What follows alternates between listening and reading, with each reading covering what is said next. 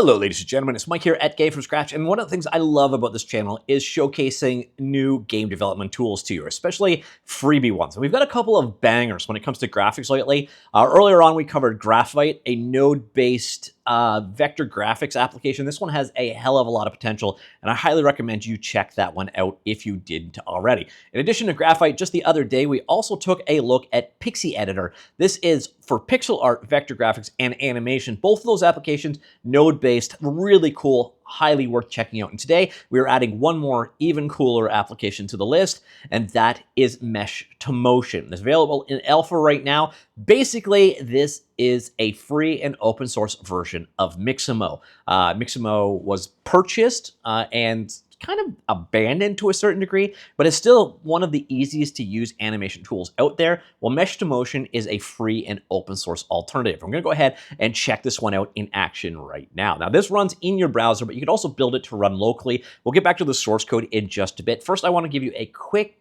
look at what Mesh2Motion offers. So you're going to see how just cool this application is. First off, you can use it for rigging a variety of different creature types. So humans, foxes, and birds. But you're going to find, I guess it's bipeds, birds, and then quad-legged. So it doesn't necessarily need to be a fox. But let's go ahead. We'll create a human using their default method here. So load that one in. It's got a model for you. It is mirrored on the various different axes. And then you can pick which kind of skeleton you want to set up for. So this is a human model. And then come in here and then say, okay, I want to have full fingers, or you could say just the thumb, just the hand bone, etc. So we're going to go ahead, create this with full fingers, load the skeleton in, and boom, you're done. You also have the ability here, so you've got the various different joints in the area. You could go ahead and do painting in for them, so you could do weight painting for each different bone if you wish to do so. You don't need to do that at this point in time. It also mirrors left and right. You do not need to mirror if you don't want to, but it mirrors that way. And then here, skin, over here, you're gonna see default, animation running, so it's in a crouch right now. We switch that over to dance, etc. So that is using the default models. By the way, this new version just added a couple new features as well. One of them is you've got this blinding warning in 3, 2, 1. You now have a light mode available, which again, you're probably blind at this point in time, and I apologize for that. Another thing that they added was the ability to back up all the way to the beginning, which I love. This is one of those things I found frustrating when I was first checking this one out last week. So what you're gonna do now is show you the actual process. So we're gonna go ahead here, and I'm gonna upload a model. I'm gonna be the most ironic model you've ever seen, because this one is actually, I exported this out from Mixamo. It's one of their sample models. So I exported this out into Blender as an FBX, and then I exported it out to GLB. Now this model has no rig at all. She's in a T-pose, but that's it. There's no skeleton or anything else here. In Mesh2Motion, the first thing you do is basically orientate her. So what you're gonna do, if she's not facing the right direction, you press this button until she is facing the camera. Same thing for various different, the axis here, you want to make sure that she's facing forward. You also want to make sure that she's on the ground plane. By the way, you have quick camera controls over here, so if you want to see the various different directions. Otherwise, you do have the ability to move and navigate around accordingly. And then what you're going to do is pick what type of creature she is. In this case, she is obviously a human, not a four-legged creature or a bird. And then you pick how many fingers you want. So you can do quick simplified. If you're not using fine-tune control, you could set it here, or you can do simplified for all fingers. We'll do that. Simplified, all fingers, and then load in the skeleton. And you can see the skeleton is loading in accordingly. This set up for mirroring at first. Let's say we wanted to have the hips out slightly. We could just go ahead and select there. Another thing you're going to notice here is the hand is going well past where it shouldn't be. So you grab the various different control points here. So I could go here, grab that one. That's the one we want to move. And then let's just move that in slightly like so. So we're going to move the entire hand in. We'll switch to the top-down view, pan that down a little bit. Oops, I'm not really sure what I just did, but I did do a rotation somehow there. But you're going to notice here, shoulder is probably a little bit far forward. We're just going to move that forward slightly. And then again, just grab the bone that you want, move that forward accordingly, and then just position it relative to where you want it to be. And then we're going to skin our model. So that was it. Now we have a character ready to go. And that is how easy it is to rig using this. Again, you could have done weight painting if you wanted to switch things, or if you had like a cape that you wanted to be controlled by a bone, etc. You do have control over these things. So here, you want to do a death animation, boom, there she's dying. You want to do a dancing animation, boom, there she's dancing. And then what you want to do is go ahead and get these exported out. You can see there are a ton of animations here. There's even actually, so I think it's probably about maybe 40 animations. I never actually counted them here, but you even have swimming. And then here, idle, like kind of just floating in the water. You've got swords. So if you're dealing with it there, and then again, a lot of times you're going to want to have the T-pose as one of the options. You could pick T-pose there as well. And then come on down here, we got various different options. So if you wanted to walk, straightforward walking loop, and you pick that there. So if you want to get these out into another system, what you do is basically checkbox the things that you want to pick. So there, let's go ahead and grab the dance loop, for example. That's it.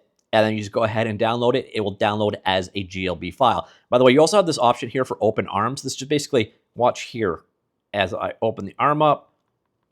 So there, you can kind of just make her, I don't know what you would call that word, but you basically rotate that joint there. You open the arms up a little bit with the motion, but boom, download, and then a GLB file will come on down. And then, for example, we can go here.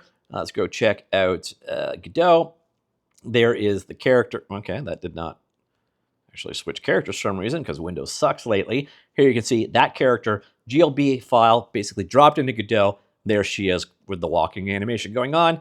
Here is the dance animation. So all the ones that you checkbox will be part of the GLB file. And then we also have the YMCA in here as well. The YMCA animation it's pretty awesome, to be honest. So yeah, that's kind of what you're getting out of there. There's a number of different animations available. A really cool app. You want to go ahead and check this one out. It is running in the browser, app.mesh2motion.org, and you can check it out that way. This is also an open source project. So here is the GitHub repository for it. It's under the MIT license. By the way, if you like what is done here, do drop him a star. People always seem to appreciate that one. MIT license allows you to do quite a bit with it. Now, you can run this entirely in the browser though, so you just use this. If you just want to use it, you don't want to interact with the source code or deal with it in any other way, again, just head to mesh2motion.org. There are a variety of animations available here, which is, again, quite cool. Or you can go ahead to the GitHub repository. You can see over here, MIT license, and the instructions for building this. You basically just have to have Node installed, then do an npm install of the repository, clone it down, npm install, node run, dev, and you're up and running locally. So you don't need to run it on the browser if you don't need to. And since this is web-based, by the way, the primary language here is TypeScript. So if you wanted to bundle this into a local application, you could do that as well. So this is a really cool app. Again, it just got an update the other day, which made it added things like light mode, etc., the new features here. And then, as I mentioned earlier on, there are other creature options as well. So we go back to the beginning here. Reference model, we can load in a fox, for example. Let's load that one up. And then you pick the skeleton. So this is a four-legged creature. And we pick the four-legged creature skeleton like so. And then boom, you see it sets up accordingly. And then skin it. So if you're using something other than humans, they got you covered here as well. Not that many animations though. So again, you got like sit, idle, and a very bad walking animation, but gives you an idea. At least you can set up these rigs really easily. And you'll notice there was also one there for setting up a bird-like creature as well. So once again, load up that sample model, which is just a bird. This one really only has like a test animation available though, but set up the rig of type bird, load the skeleton in, position it accordingly. So this obviously is a model set up to demonstrate this rig, so I don't really have to do any additional work. And then there's just basically a quick test animation here that shows it bending in the various different directions that are available. That's it. You want to go ahead and check it out, pick the animations that you want to use. So checkbox each one that you want, download, and it will bring down a GLB file for you. Awesome. And honestly, if you've ever worked with Mixamo, this works a lot like Mixamo, a lot less animations and models to work with, but you upload your own models here. It creates a rig for you in like record time. It supports a number of different rigs already, and it has a decent selection of animations, at least 4 bipedal creatures right now. A really cool program, Mesh2Motion. Check it out. Talk to you all later. Goodbye.